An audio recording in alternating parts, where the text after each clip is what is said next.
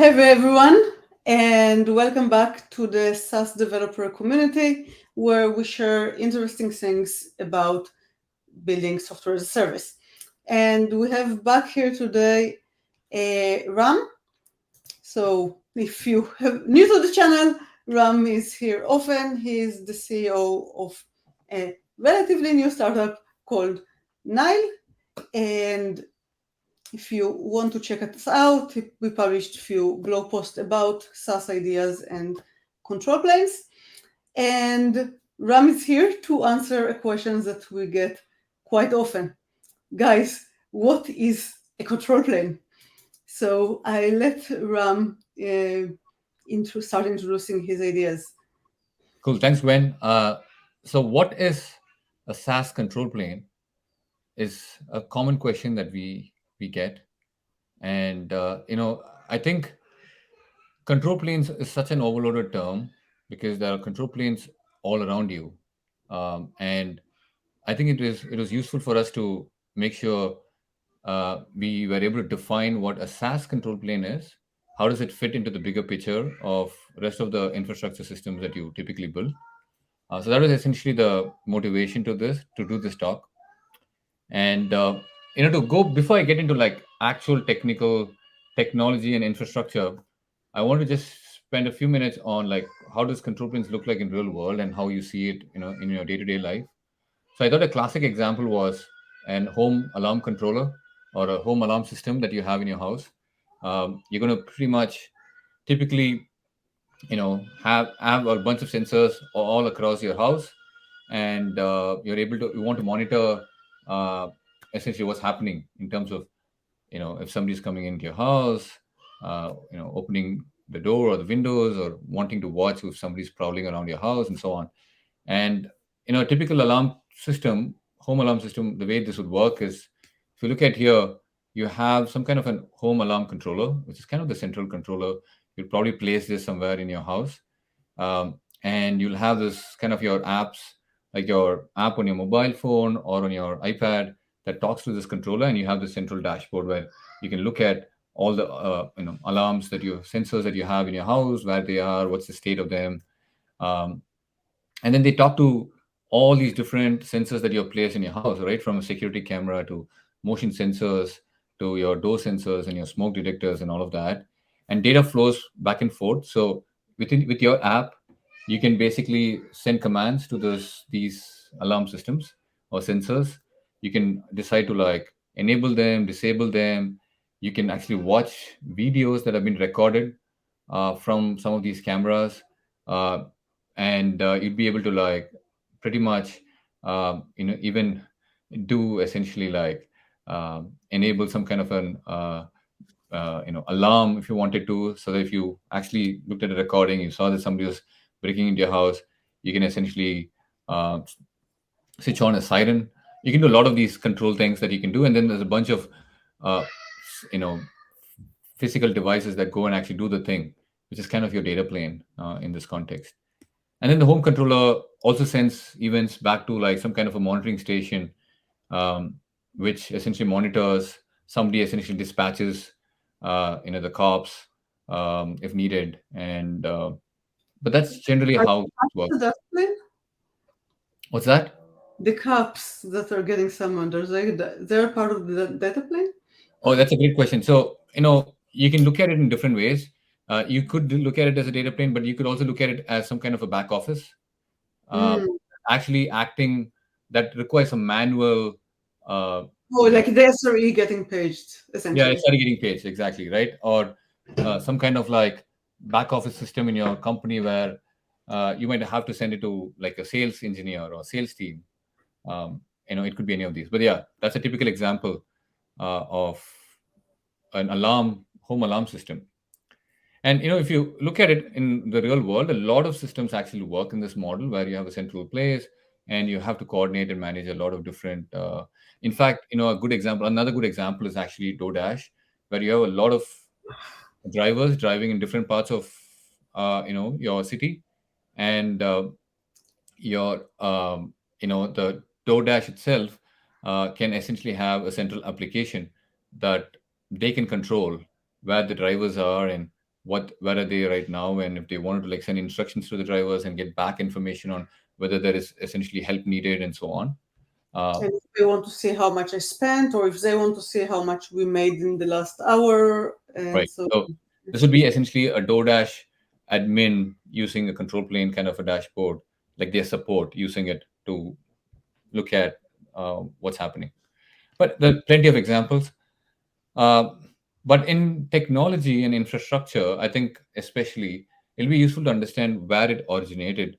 And the early one of the early places where it actually came up was largely networking.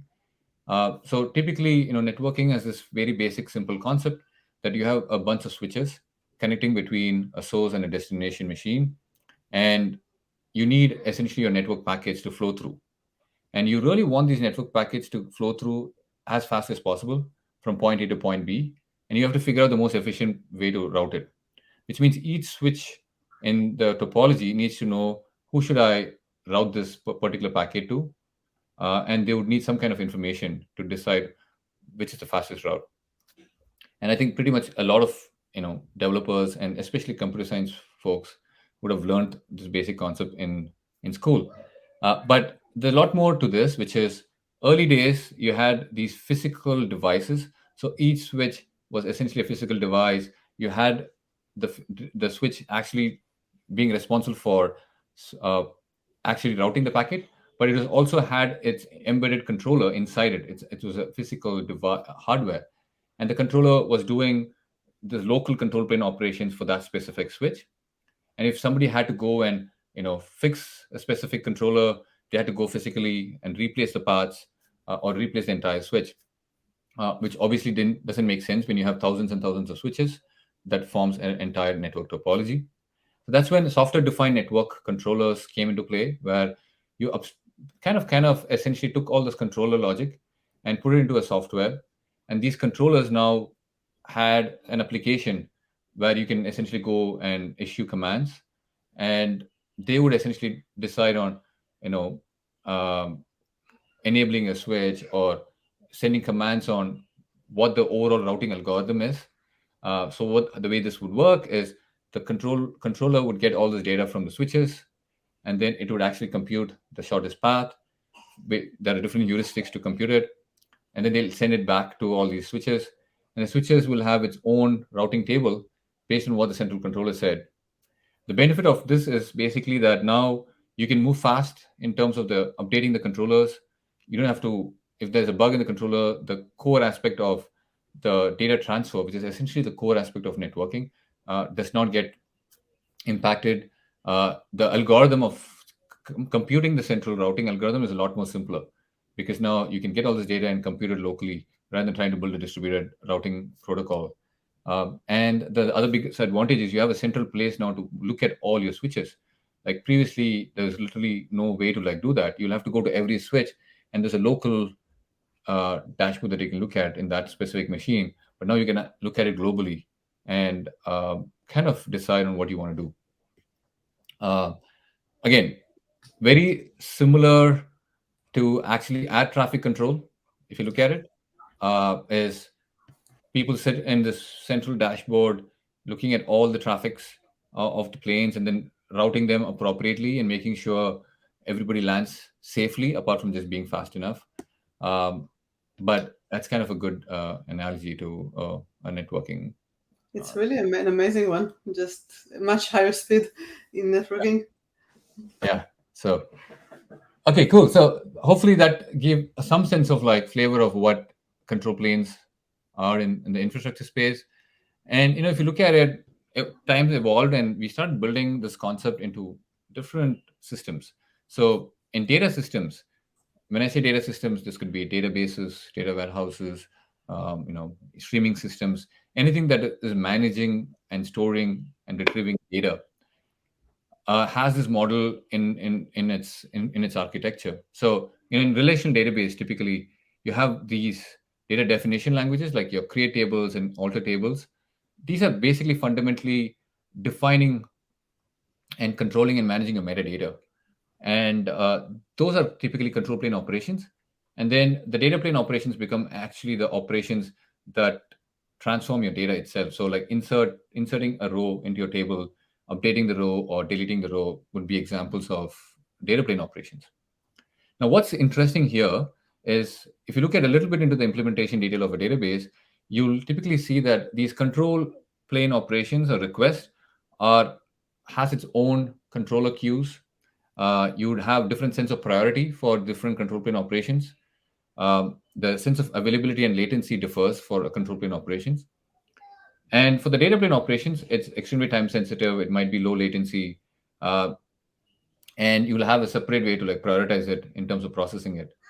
And sometimes you'll have to also figure out that in high load conditions, you want to issue a control operation to make sure that you can essentially kill certain resources so that the database is back up and functioning. In Or the such opposite, scenarios, and for example, if it's distributed, you may actually need a control operation to give more resources. right, correct. And but in those cases, you don't really, the last thing you want is a control operation to fail because you then host where you just can't do anything to the system. Uh, so it gives you this nice level of control when you separate these two operations. Similarly, even in event streaming, another example is event streaming. Typically, what you do in event streaming is you create a topic, you create a bunch of partitions for that topic, and you publish some events to this topic, and you consume events from this topic. And Kafka is a great example. It's kind of a common technology used for this.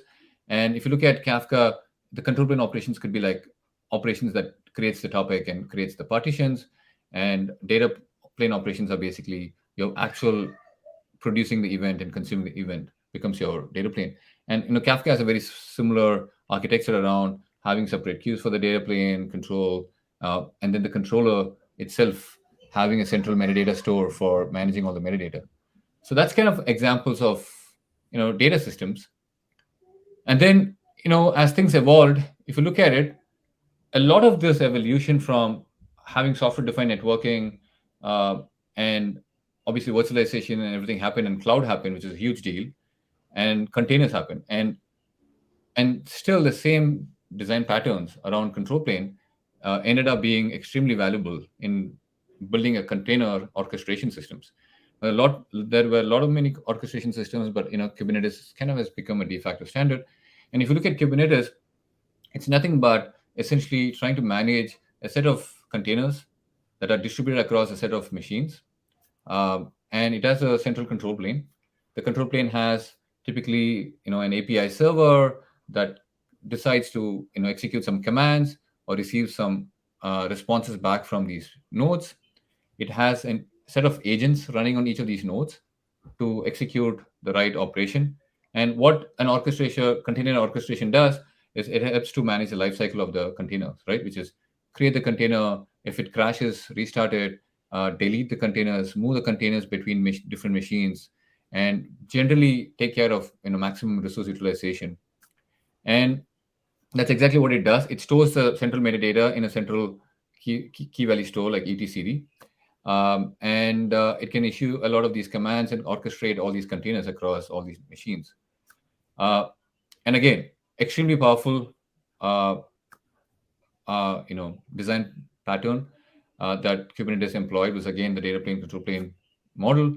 Uh, and the nice thing is with the master, the control plane aspects is the nodes and the data planes continue to function, um, irrespective of the control plane availabilities and latencies, and they have very different guarantees. Yeah. Cool. So that takes us into SaaS control planes. So, if you looked at right now what we have seen in the specifically in the infrastructure SaaS examples, we've seen how control planes work for data systems. We've seen how control planes work for container orchestration systems.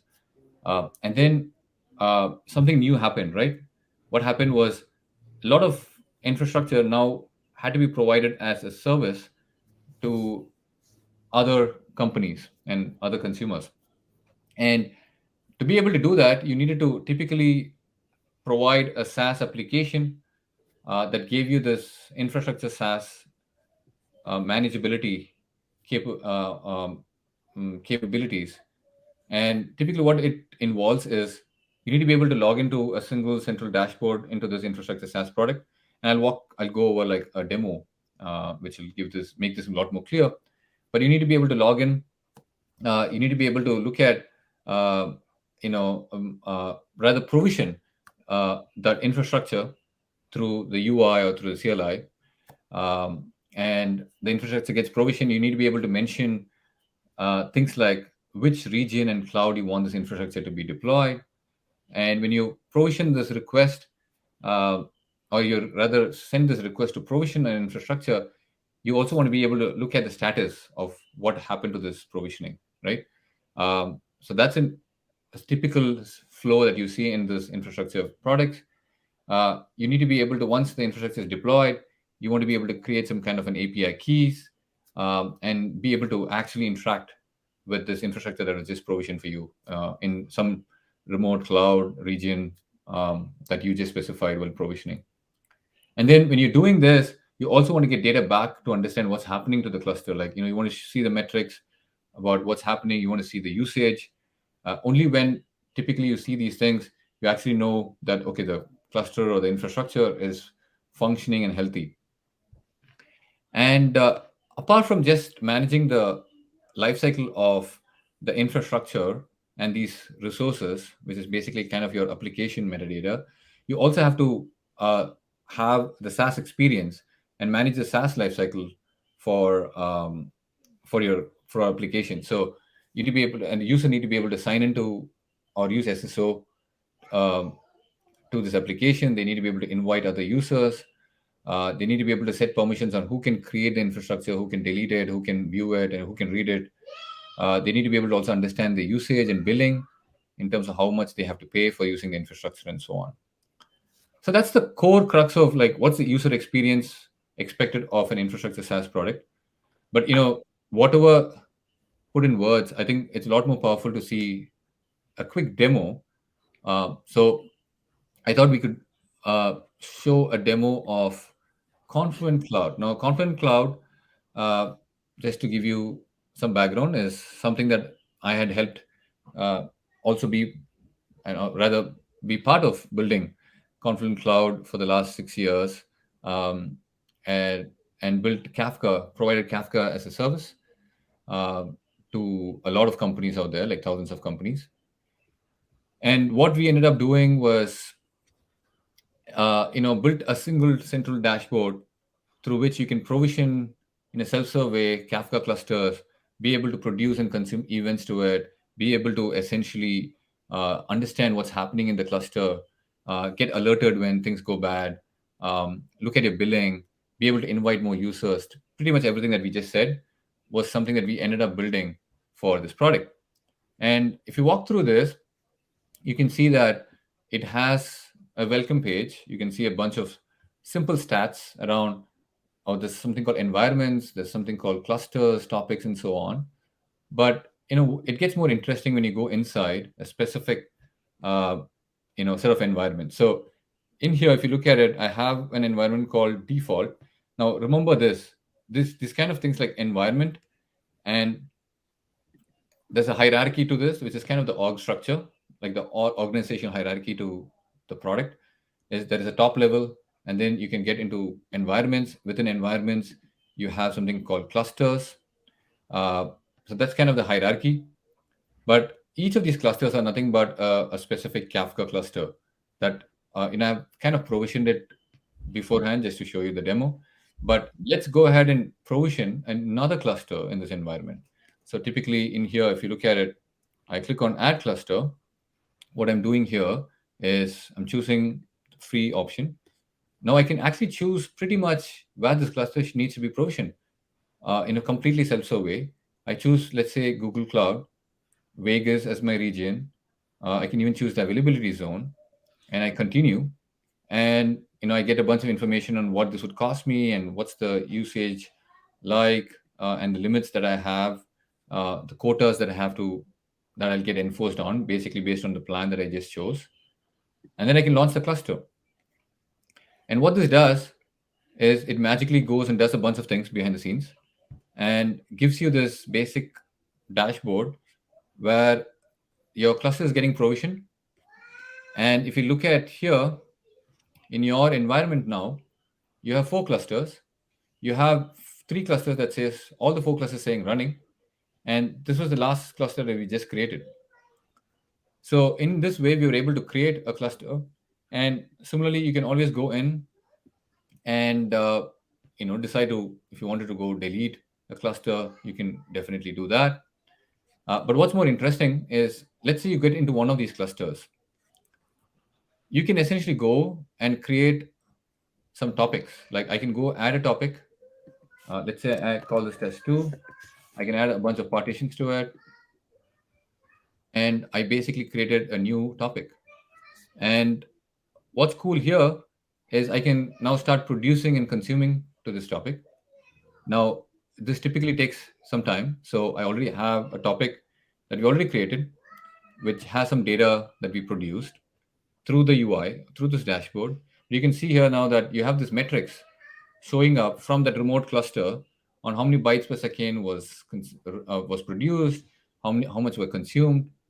You can even look at and poke into these messages as they come in, which is pretty cool, right? It is good. Yeah, So you created the cluster and the topic in the control plane. You even configure the connectors that produces data in the control plane, but obviously the data production is happening in the data plane, right. but then the metrics are coming back to the control plane so we can actually view them.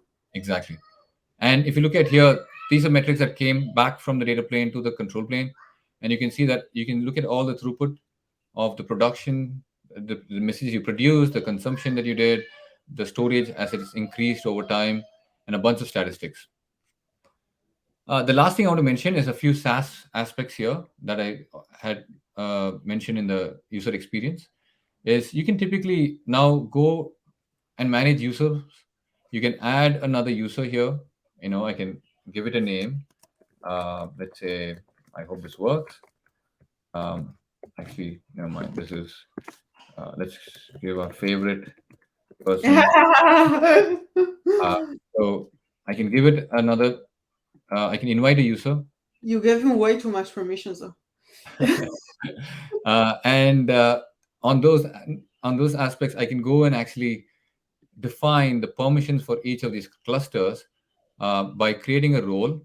Like I can say whether they're admin role, operator role, they can only view metrics. And I can define these roles if it works. And then what you can do is you basically can assign these roles to users in your when you manage these users. But apart from that, there are a lot more SaaS aspects that is expected, right? As I said, you need to be able to create API keys. So in this particular case, you create an API key, you can create another API key, and use this API key to like talk to your, the infrastructure that you just created. And finally, you also want to look at billing in terms of what's the payment for your infrastructure. The cool thing here is you're looking at this bill by environment. An environment can have multiple clusters. So what happened here is basically like you wanted all this usage data from all this data plane back to the control plane, and the control plane was able to show aggregated information of what it cost to run that environment across with all those clusters. And it turns out that it's super important. I think there's like different financial rules on how you actually account for development expenses versus production expenses. So, like the question I always had to answer, both while at Confluent but also in the current company, is how much are we paying for the development environments? How much are we paying for the production environment? Yeah, This is great a point. Yeah. constant thing you have to deal with. Yeah. And finally, not to forget, you also need to have like single sign-on capabilities, tying it to some kind of like, it also integrates with like Okta and other IDPs that a customer might have. So you don't really have to add every user through this particular portal. You might be able to import the user directory from an existing IDP that a customer has, and so on and so forth. So what you basically saw here was an experience of an infrastructure SaaS product. But this is basically true. If you compare this to what you just saw on the home alarm system, you can see the comparables, right? It's basically a dashboard, but not just the UI. You can do this through CLI or API, but there's a control plane aspect that provides the central management. It is able to do all the lifecycle aspects with all the data planes, and it was able to essentially get back data to show a central view to the customer. So let's go back to our conversation, and kind of talk about what kind of an architecture. Why do you need a SaaS control plane architecture to actually build a product like this? Uh, and typically, if you see here in this particular architecture, you have all these data planes. Now, these data planes are typically the place where your actual infrastructure is deployed, right? This could be in the example that I provided. It could be a Kafka cluster, but this could be like, um, for all an alarm sensor in the IoT use case. This could be like a data pipeline for a machine learning use case or a data integration use case. This could be like a security fraud detection infrastructure that you just deployed to a data plane. And these can be in different places because a customer might at least bare minimum want a developer, a development and a production environment, but they might end up having many such things because they might have different organizations, different business units, and so on and so forth. And all of these might end up being managed by a central control plane in this case. So you have these data planes, and then you have this thing called a SaaS control plane, where it gives you all these capabilities. Now, the SaaS control plane can be in just one locality. This could be fully fault tolerant and backed up in another place, and so on. But what it fundamentally provides is, you can see here that it can take care of authentication and user management. It takes care of typically all the SaaS aspects, like you wanted different SKUs. Remember, I chose the free SKU in Confluent, and it had a set of quotas and allocations that it provided. And similarly, you can have many such queues that your data plane needs to know so that it can enforce the right quotas. You have the actual application metadata management lifecycle, right? You need to be able to create a cluster. In the example that I showed, you might want to create a pipeline. You might want to create a new fraud detection infrastructure or cluster, and so on. And that goes into like general application lifecycle management. You want to basically manage it has to be a multi-tenant app, and you need to manage multiple customers who can do the same thing for you. So you'll have org structure and org management, um, and you need to be able to do permissions, RBAC controls on who gets to access what, who gets to give permissions to other users, who can invite other users, who can delete an infrastructure, who can delete a specific cluster, and so on. And it needs to be able to get all these metrics that, if you look at it, from the data plane, and expose these metrics. This could be usage metrics, for example, or errors, to the end user, and also use those metrics to power your billing and pricing in terms of figuring out how much does it cost across your data planes. And it also needs to integrate with things like single sign-on and so on. So what you typically have here is you have the central control plane that is focused on the SaaS lifecycle aspects, basically, the standard SaaS use cases like user management, SKUs, org, and so on, and then application metadata as well. And if you look at it, they're all metadata management finally, but you need to manage the lifecycle of this between the control plane to the data plane, back from the data plane to the control plane. You need to be able to capture all the metrics about each of these tenants, and being able to do this centrally and providing the central dashboard uh, is essentially an extremely critical need for infrastructure SaaS products. So that's kind of the general overview of what a SaaS control plane architecture looks like, and hopefully connecting this to the use case that we just spoke about, like in terms of how a central dashboard is needed for an infrastructure SaaS, how you can control different orgs, different users, uh, deploy, in a self-serve way, deploy infrastructure to different locations, be able to get data back and understand what's happening, get alerted on when things are not going well and you need to go and intervene, um, knowing the billing and pricing of it and knowing your cost. uh, all of these becomes essentially centrally managed. uh, Now there is a few nuances to this. You can think about the SaaS control plane. Sometimes there could be multiple, you want to essentially fork it and have multiple versions of it for different use cases. For example, you first of all want to have fault tolerance. So if something goes down in one region, if a region goes down, you want to have another SaaS control plane kind of bootstrap and start from where it left. You want to make sure that um, data is not lost when this happens. You also want to sometimes have multiple control planes active, because sometimes you want to have FedRAMP. Now, FedRAMP is this thing where you have high security requirements that it needs to be run in a specific location in the world under certain controls on who gets access to all this information. So you might have multiple versions of this control plane and so on. So it gets complicated as you go into like really large enterprise use cases. But that's the crux of why you would need to build something like this. And the other thing I want to mention here, this is not a one-time thing. This continues to, you have to continue to invest to scale this infrastructure, to be able to manage thousands of data plane systems, to be able to manage thousands of customers, to be able to manage uh, extremely high usage. So there are a lot of dimensions that will impact your control plane architecture, where you'll have to rework the scaling aspects of it, as the customers number of customers increase, as the usage of the infrastructure increases, as essentially you get more users in a specific tenant, and so on and so forth. I So have a that's the small architecture. Yeah, here go ahead. just about the architecture, since when we talked about examples of control plans, you highlighted the idea of a life cycle, that every one of those entities, the user, the SKU, the org, the cluster, they have a life cycle. And then we talked about and that the control plane will be the thing that manages those life cycle. I'm not sure we really tied it back to kind of the more generic SaaS control plane, that the fact that it's actually this orchestrator, essentially, a scheduler that really drives the life cycle of things in the data plane. Yeah, yeah.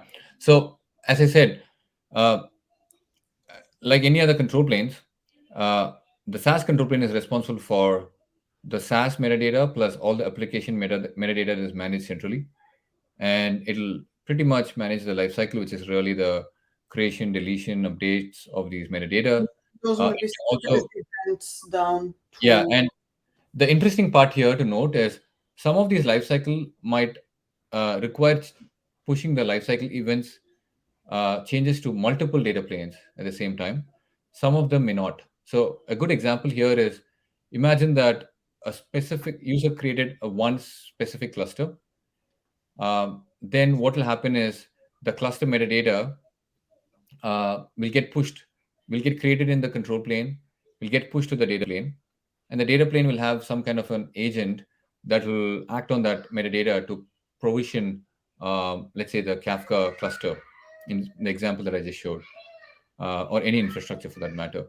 But there could be other cases, like let's say you wanted to upgrade the software of all your data planes across the entire fleet.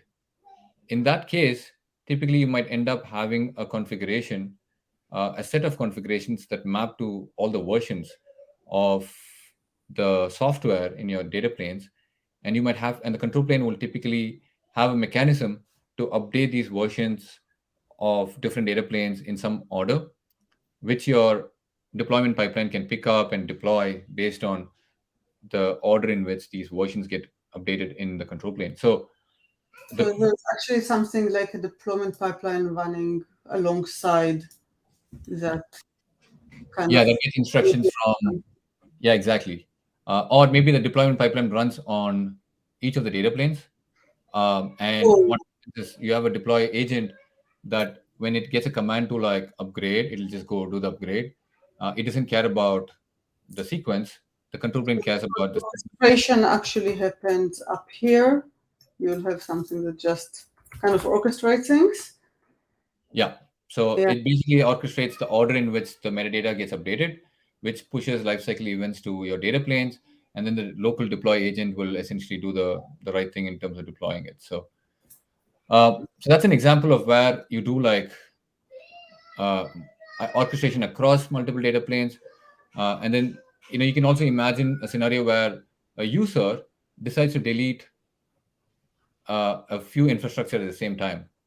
And then what happens in that model is you'll have to issue these commands to and different data planes to make sure all the resources are cleaned, and make sure that users are stopped being built um, once the infrastructure is deleted. So that's kind of the general context. Um, and typically, what you have here, which I haven't really shown, is the data plane itself uh, will have agents that will act on these control plane commands and do the right thing in terms of executing those actions uh, on the data plane. So if which is kind of what makes this whole thing interesting and complicated. And if you go to the next, let me just scroll here. I cannot go anywhere. Yeah. But what I would mention here is, before I get to like showing you you know the how all of these things tie together that we have seen so far, I did want to mention that these use cases are there in plenty of verticals. Like the way you look at machine learning, you build machine learning pipelines, you build infrastructure. You look at data pipelines that connect source to destinations. If you look at databases as products as a service, if you look at IoT products, security products, in all of these cases, what happens is you need to provision a certain set of resources, and you need to manage a central place, a SaaS application, and you need to be able to control and send commands, look at data from across all these resources. Um, and it kind of broadly applies to a lot of these infrastructure use cases.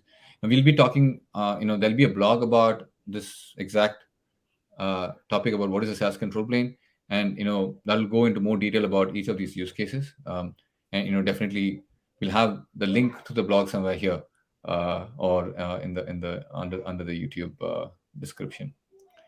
But the interesting part here that to note here is we saw control planes uh, called the data control plane at the data system level. We saw control plane at the orchestration level, and we saw control plane at the SaaS level. And honestly, it's kind of turtles all the way down, right? There's control planes at every level, and that's how you build a highly scalable infrastructure as a service product. And this is an example of an architecture, a very simplified 10,000 feet view architecture of a database as a service. And if you look at here, let's imagine that you had MySQL as a service that you're providing to your building and providing it as a product offering. You're going to have all these databases located in different data planes. This could be in different cloud providers, different regions. You're going to have a container orchestration locally that orchestrates that infrastructure. Now, as you see here, the database itself will have its own control plane to manage its own metadata and data plane operations. You have the Kubernetes cluster that manages the orchestration of that specific cluster in that data plane. And then you have the SaaS control plane. It really ties all the SaaS aspects and the application metadata and their lifecycle management and the central dashboard to all your data planes. And this is kind of how you end up building different layers of um, you know fault tolerance, different layers of controls, uh, gives them very focused responsibilities, and you're able to build a very scalable and extremely large infrastructure by doing this. And it's also scalable kind of as an org structure. Like the Kafka team only needs to really understand the Kafka controller. And then there is a team that really knows Kubernetes really well. There is a network team that understands the network control planes. And then there is the SaaS team, which I think the Confluent may have been the past team, that really understands the SaaS layer of the control Yeah, I planes. mean, honestly, there's organizations and there are teams. Uh, Yeah, in a yeah. really large company, these all of them could become organizations, and then each of them will have multiple teams within them. But yeah, it nicely fits into a model where you can scale, and you can decouple all of these things and have well-defined APIs and contracts. So yeah, I think it's very powerful in terms of how you can build a lot of really cool and highly scalable infrastructure systems. Yeah, and I think the thing I really love about the idea of framing a SaaS control plane is that you can borrow ideas from all those other control planes and apply them to SaaS problems, which is something that I think kind of wasn't really done before. Yep. So, take the from the database the order of events and priority between control plane and data plane. From Kubernetes, take ideas around reconciliation, about being very event driven. Yeah. So it's very API driven, which databases until very recently kind of missed. So you kind of get to see IoT examples and all those things, and you can bring them into, hey, all those really apply to SaaS problems. Yep. Yep. Totally. Cool. So hopefully it was useful in terms of explaining, what a control plane was and what's a SaaS control plane, and how it's kind of important in building an infrastructure as a service product. I think really being able to define this, uh, architecture, and making sure it's a pattern that is followed everywhere makes it a lot simpler. Because what has happened is, uh, the data space, the data system space, and the orchestration space have ended up becoming a little bit more mature, and this notion of control plane and data planes are well defined. In the SaaS space, it's still not happened that way. People end up building things organically, but there is a method to the madness kind of a thing here, which is that if you can kind of understand the control plane at the SaaS level as well, it gives you this nice hierarchical model. It helps you to build really, really scalable infrastructure. It helps you to push responsibilities appropriately down the right levels, and it gives you a great customer experience more than anything. For the customers to have a self-serve experience, uh, and be able to manage the infrastructure and be able to use them effectively. Cool. Amazing. Ram, thank you so much. We have maybe 30 seconds left. If you have like one big thing that you want everyone building a SaaS control plane to take Yeah, I away. mean, one thing I would say is, this was our experience and at Confluent as well, and we have seen this happen everywhere. And we are building a platform that will help build such SaaS control planes. And if you're interested, we'd love to chat with you. So feel free to see the links below.